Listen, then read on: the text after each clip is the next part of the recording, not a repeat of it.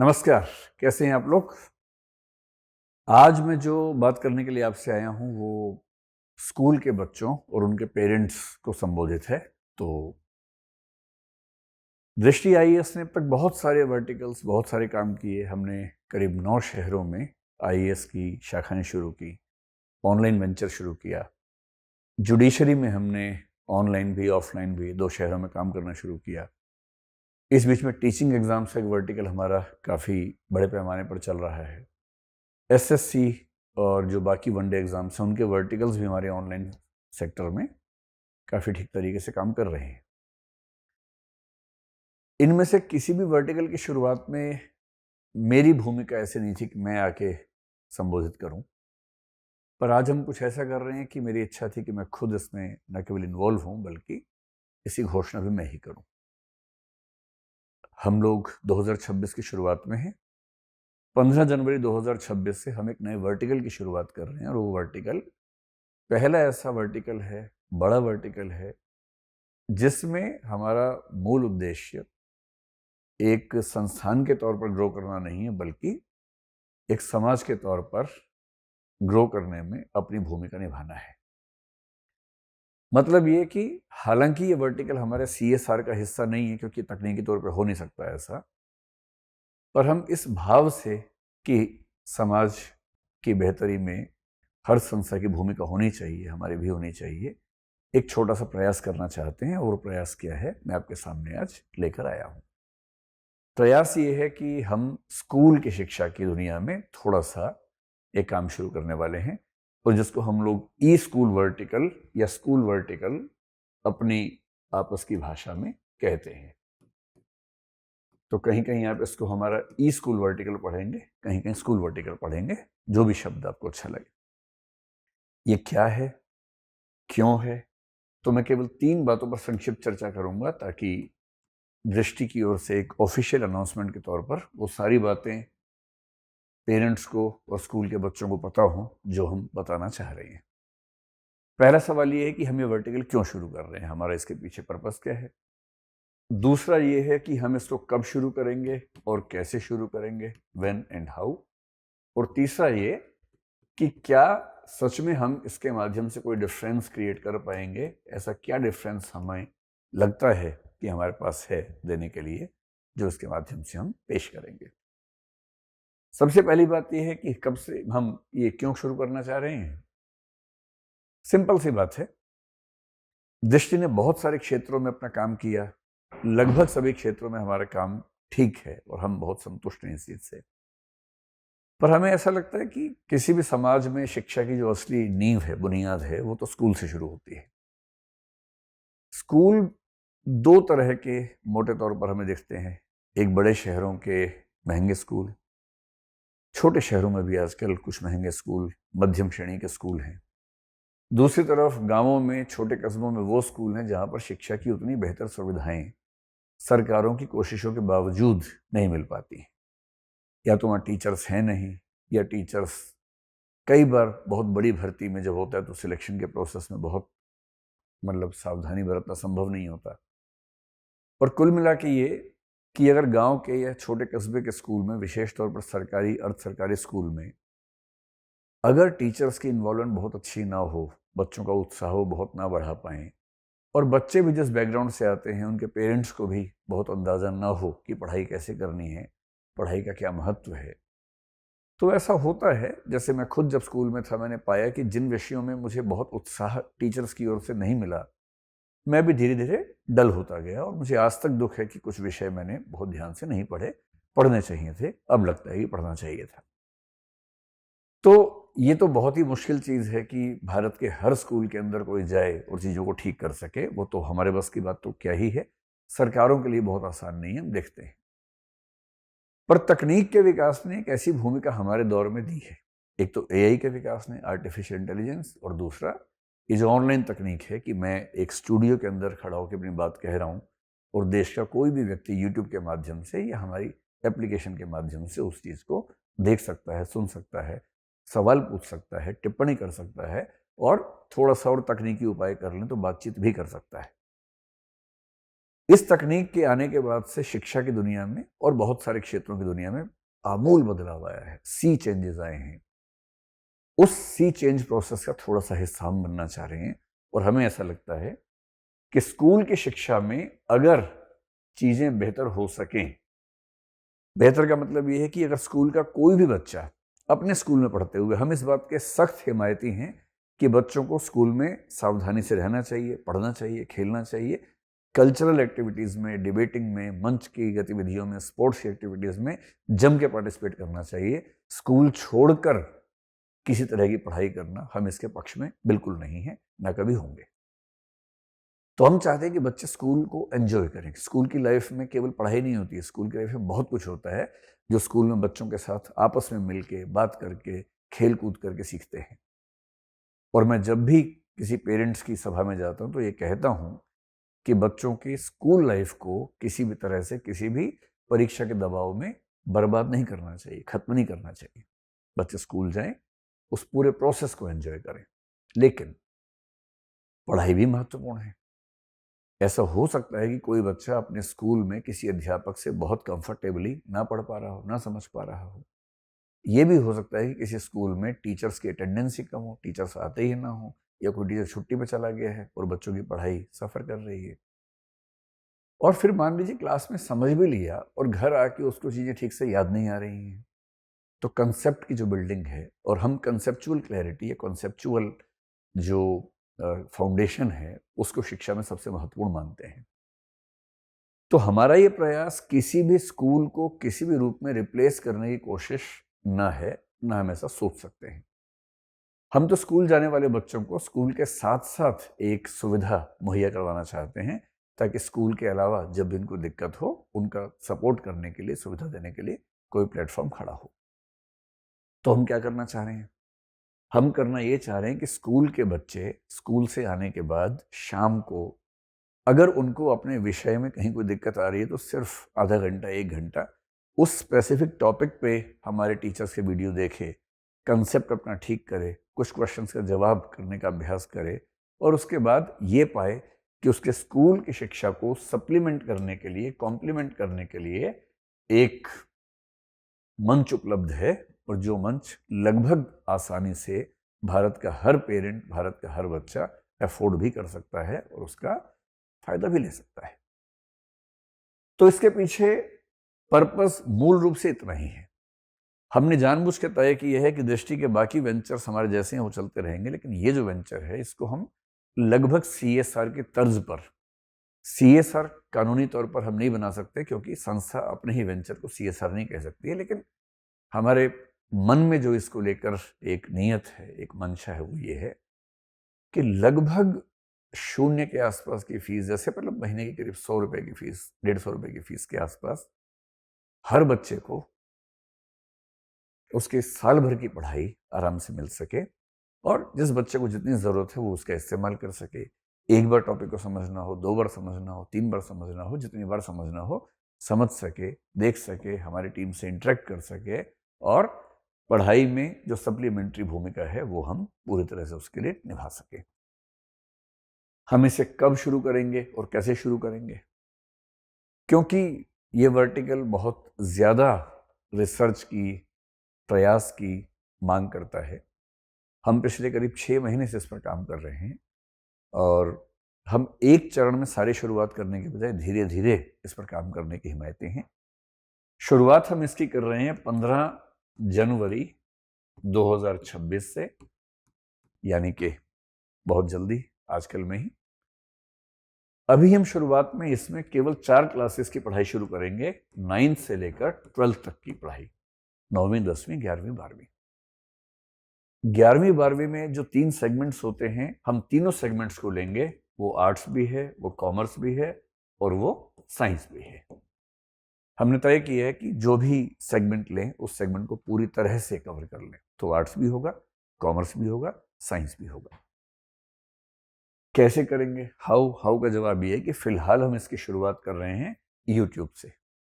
अभी हम इसको अपनी एप्लीकेशन में लेकर नहीं आ रहे हैं। और यूट्यूब पे कैसे? तो यूट्यूब पे हमने 4 चैनल्स अभी जनरेट किए हैं, क्रिएट किए हैं। एक चैनल है, चारों का नाम है दृष्टि स्कूल। तो जब भी आप सर्च करेंगे यूट्यूब पर, दृष्टि स्कूल नाम से सर्च करते ही आपको एक दिखेगा कि 3-4 चैनल्स हमारे दिख रहे हैं। एक चैनल का नाम है दृष्टि school 9th and 10th class. दूसरे चैनल का नाम है दृष्टि स्कूल, वही DES में लिख देता हूं संक्षेप में, दृष्टि स्कूल आर्ट्स करके है। एक दृष्टि स्कूल साइंस करके है, तो दृष्टि स्कूल आर्ट्स ब्रैकेट में 11th एंड 12th क्लास। एक चैनल है दृष्टि school commerce 11th and 12th class, और चौथा है दृष्टि स्कूल साइंस, वैसे ही 11th एंड 12th क्लास। तो शुरुआत में हम इन 4 चैनल्स के माध्यम से अपने कार्यक्रम की शुरुआत करेंगे। इस एकेडमिक सेशन में जो भी चल रहा है, उस एकेडमिक सेशन में हम केवल यूट्यूब पे काम करने वाले हैं। हमें इस बात का अंदाज़ा है, इल्म है, एहसास है कि जो आखिरी 1-2 महीने होते हैं एग्ज़ाम के, उस समय बच्चों पर दबाव भी ज़्यादा होता है, उनको क्विक रिवीजन की ज़रूरत होती है, उनका मन करता है कोई उनको हैंड होल्डिंग करते हुए पूरे साल का पाठ्यक्रम थोड़ा आसान भाषा में समझा दे, रिवाइज करवा दे, क्विक रिवीजन करवा दे। तो फिलहाल अगले 1-1.5 महीने तक, जब तक एग्ज़ाम बच्चों के होंगे, हम यही काम करेंगे, लंबी क्लासेस लेके रिवीजन करवाना या छोटे छोटे ब्रेक देके रिवीजन करवाना, और पूरे पाठ्यक्रम को कम से कम एक बार रिवाइज करवा देना आसान भाषा में। ये हमारा अगले 1-1.5 महीने का पर्पस रहेगा, ऑब्जेक्टिव रहेगा। तीसरी बात किसी के मन में ये आ सकती है कि ये काम तो बहुत लोग कर ही रहे हैं, तो इसमें ऐसा क्या डिफरेंट है? तो डिफरेंट क्या है, ये तो मेरे ख्याल से हम कहें इससे बेहतर है कि आगे चल के वो लोग बताएं जो इन चैनल्स पर आते हैं। पर मैं आपको ये बता सकता हूं कि हमारी मंशा में, हमारी नीयत में, इरादे में क्या डिफरेंट है। कुछ खास नहीं। एक तो मैंने आपसे पहले ही कहा कि ये जो प्रोग्राम है बहुत ही लो फी प्रोग्राम रहेगा। पर्पस ये है कि गांव में रहने वाला कोई भी बच्चा जिसके पेरेंट्स कुछ भी एक बहुत बुनियादी रोजगार में है, अल्प रोजगार में है, या जिसको हम बोलते हैं पार्शियल एम्प्लॉयमेंट में है, उनको भी इस प्रोग्राम को अफोर्ड करने में दिक्कत जरा सी भी ना हो। एक तो ये पर्पस हमारा रहेगा। पर ये तो हो सकता है कि बाकी कुछ संस्थाओं की ओर से भी, कई CSR करने वाली संस्थाओं की ओर से भी ऐसा हो रहा हो। ये कोई ऐसी बहुत रेयर बात नहीं है।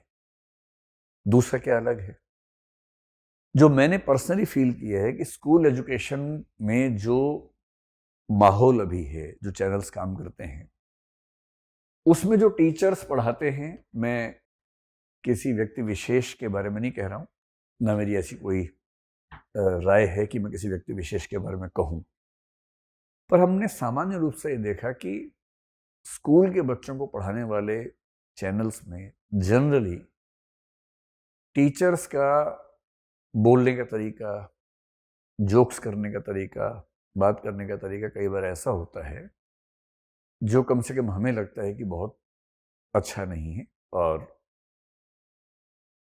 बच्चों को मनोरंजन तो उससे मिल जाता है, पर मनोरंजन ऐसा नहीं है जो उनका मानसिक स्तर ऊपर बढ़ाए, बल्कि मनोरंजन कई बार ऐसा होता है जो उनको थोड़ा हल्केपन की ओर लेके जाता है।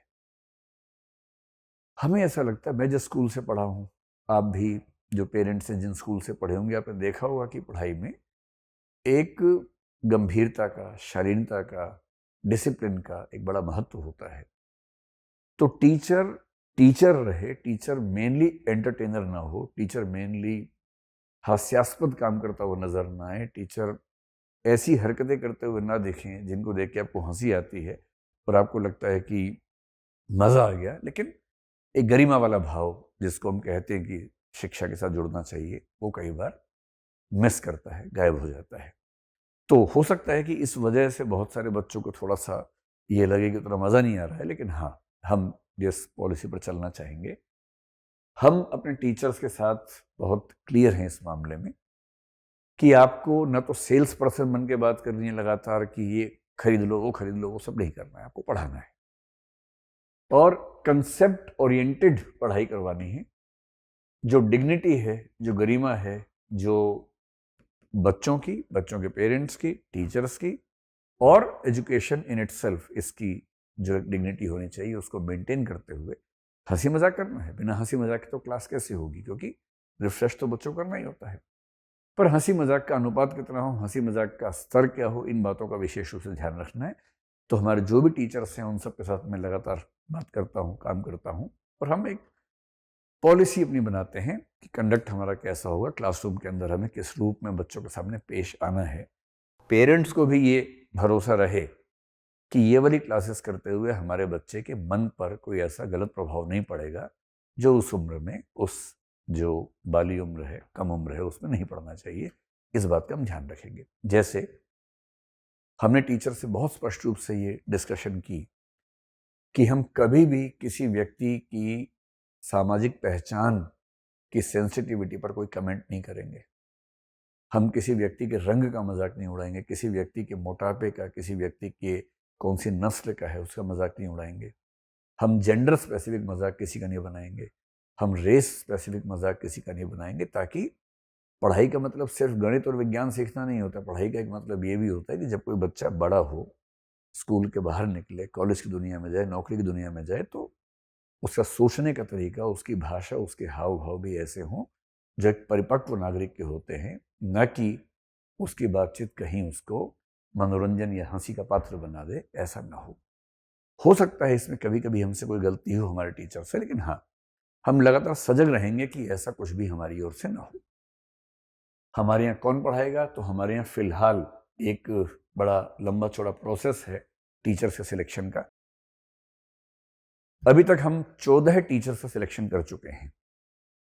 14 टीचर से सिलेक्शन कैसे हुआ? जो टीचर्स इस फील्ड में बहुत समय से पढ़ा रहे हैं, उन सबका एक्सपीरियंस 5 से 15 साल के आसपास का है टीचिंग की दुनिया में ही। कुछ ऑफलाइन स्कूल से पढ़ा रहे हैं, कुछ ऑनलाइन दुनिया में ही पढ़ा रहे थे। जब हमने वैकेंसी निकाली, उन लोगों ने अप्लाई किया, हमने उनके वीडियोस मंगवाए। पहले हमारी एक कमेटी ने उनके वीडियोस को देखा ध्यान से। जो टीचर्स पढ़ाने में बहुत इफेक्टिव थे और हमारे जो कोड ऑफ कंडक्ट है, जो इथोस सिस्टम है, उसके साथ मैच भी कर रहे थे, उनको शॉर्ट लिस्ट किया गया। उनको दृष्टि में बुलाकर कुछ वीडियोस रिकॉर्ड करवाए गए, डेमो वीडियोस रिकॉर्ड करवाए गए। टॉपिक हमने अपनी ओर से दिया उनको। उसमें भी जिन लोगों ने अच्छा परफॉर्म किया, उनके फिर 2 राउंड्स ऑफ इंटरव्यूज हुए, और जो जो टीचर्स इन सारे राउंड्स में लगातार सफल हुए, ऐसे 14 टीचर्स को अभी तक हमने ऑन बोर्ड कर लिया है। हो सकता है निकट भविष्य में और टीचर्स को भी ऑन बोर्ड करेंगे। चौथी बात यह है कि हम इसमें अभी फिलहाल 2 भाषाओं, 2 लैंग्वेजेस में काम करेंगे, इंग्लिश में और हिंदी में। अभी क्योंकि हमारे पास केवल 14 टीचर्स हैं, धीरे धीरे तो इसमें संख्या मेरे ख्याल से 40-50 भी हो जानी चाहिए। अभी हम 2 कार्यक्रमों पर फोकस करने वाले हैं नियर फ्यूचर में, यानी कि अगले 1-2 महीने में। अंग्रेजी में हम सीबीएसई का 9th, 10th, 11th, 12th को ध्यान रख के अभी वीडियोस बनाएंगे और यूट्यूब पे स्ट्रीमिंग करेंगे। हिंदी में क्योंकि यूपी बोर्ड के बच्चों की संख्या देश में सबसे ज्यादा है, तो शुरुआत में हम यूपी बोर्ड को लेंगे, ताकि कम से कम समय में ज्यादा से ज्यादा बच्चों तक पहुंचकर उनकी जरूरत का हम समाधान कर सके, कोई मदद कर सके। तो फिलहाल हम अंग्रेजी में सीबीएसई और हिंदी में यूपी बोर्ड पर चलेंगे। अंग्रेजी का मतलब विशुद्ध अंग्रेजी फिलहाल नहीं होगा, उसमें अंग्रेजी हिंदी मिक्स करके, जिसको हम हिंग्लिश आजकल कह देते हैं, उसमें होगा। आगे चल के हो सकता है कि हम प्योर इंग्लिश में भी कुछ प्रोग्राम शुरू करें। इस एकेडमिक ईयर में, यानी लगभग मार्च 2026 तक, हम केवल यूट्यूब पे इन 4 चैनल्स पे लगातार प्रेजेंट रहेंगे। उसके बाद हम अपनी एप्लीकेशन पे ईयर लॉन्ग कोर्सेज, यानी पूरे साल चलने वाले कोर्सेज, जिसमें रोज आधा 1 घंटे की क्लास बच्चों की होगी, और बच्चे अपनी सुविधा से जिस समय चाहें उस दिन, या रिकॉर्डेड क्लास के रूप में बाद में देखना चाहें देख सकते हैं। कुछ प्रोग्राम्स हमारे साल भर के होंगे, कुछ आधे साल वाले भी होंगे, कुछ 3 महीने वाले भी होंगे, ताकि होता ना कि बच्चे आमतौर पर परीक्षा से 3 महीने पहले ही जागते हैं, कुछ परीक्षा से 1 महीने पहले ही जागते हैं, कुछ थोड़ा सीरियस 6 महीने पहले, कुछ पूरे साल भर सीरियस रहते हैं। तो जो बच्चा जब से गंभीरता से पढ़ना चाहेगा, हम कोशिश करेंगे ऐसे सारे बच्चों के लिए हमारे पास प्रोग्राम्स हों। मुझे उम्मीद है कि ये पहल अगले कुछ समय में एक बड़ा परिवर्तन समाज में लाने में सक्षम होगी। तो जो भी लोग सोशल मीडिया में, जो भी लोग एडटेक की दुनिया में, एजुकेशनल दुनिया में ऐसे प्रयोग कर रहे हैं, मैं ये नहीं कह रहा कि हमारा प्रयोग उन सबसे अलग, उन सबसे जुदा, उन सबसे बहुत बेहतर है, लेकिन हाँ, उन्हीं सब के बीच में खड़े होकर हम भी एक गंभीर कोशिश कर रहे हैं। और कोशिश ये है कि अगर स्कूल की शिक्षा बेहतर हुई, नींव मजबूत हुई, इंफ्रास्ट्रक्चरल इश्यूज की वजह से जो बच्चे स्कूल में इंटरेस्ट लूज कर बैठते हैं, इंटरेस्ट बन गया, बच्चे 12वीं क्लास में स्कूल से बेहतर पढ़ाई करके निकले, तो हमारा मानना है कि आज से 10, 20, 25 साल के बाद हमारा समाज अभी की तुलना में काफ़ी बेहतर और परिपक्व होगा। उसी में एक छोटी सी आहुति हमारी ओर से भी है। ये प्रोग्राम क्योंकि मेरा कोर इंटरेस्ट का प्रोग्राम है, इसमें मैं भी काफ़ी एक्टिव रहने वाला हूँ। एक्टिव का मतलब ये है कि जो विषय मुझे आते हैं, उन विषयों में बच्चों के डाउट सेशंस हुए या कभी ज़ूम मीटिंग्स में तो मैं खुद भी रहूँगा। कभी-कभी हो सकता है कोई छोटा-मोटा कॉन्सेप्ट जो मेरे सब्जेक्ट में मुझे बड़ा आसान लगता है, वो सोशियोलॉजी हो सकता है, पॉलिटिकल साइंस हो सकता है, इकोनॉमिक्स हो सकता है, कॉमर्स या अकाउंटेंसी या मैनेजमेंट हो सकता है, जो मैंने विषय पढ़े हुए हैं। उनमें से हो सकता है कि कभी-कभी मैं कोई छोटी-सी क्लास भी लूँ और बच्चों से मुखातिब तो होऊँगा ही। और इसमें क्योंकि 10वीं क्लास के बाद बच्चों के सामने करियर का प्रश्न बड़ा प्रश्न हो जाता है, तो इसके साथ हम करियर कैसे चुनें, ऐसी भी एक सीरीज़ पर काम करना चाह रहे हैं। वो सीरीज़ बुनियादी तौर पर मुझे खुद ही लेनी है, तो हो सकता है अगले 2-3 महीने में हम उस सीरीज़ में कुछ वीडियोस इन्हीं चैनल्स पर लेके आएँगे, ताकि बच्चों और उनके पेरेंट्स के मन में ये दुविधा भी खत्म हो कि हमें आगे चलकर क्या करना है और कैसे करना है। फिलहाल इतना ही, और मुझे उम्मीद है कि हम लोग इस कार्यक्रम के थ्रू, इस चैनल के थ्रू लगातार जुड़े रहेंगे। धन्यवाद, नमस्कार। अब एग्जाम की तैयारी को और बेहतर करने के लिए हमारे चैनल को लाइक, शेयर और सब्सक्राइब करना ना भूलें।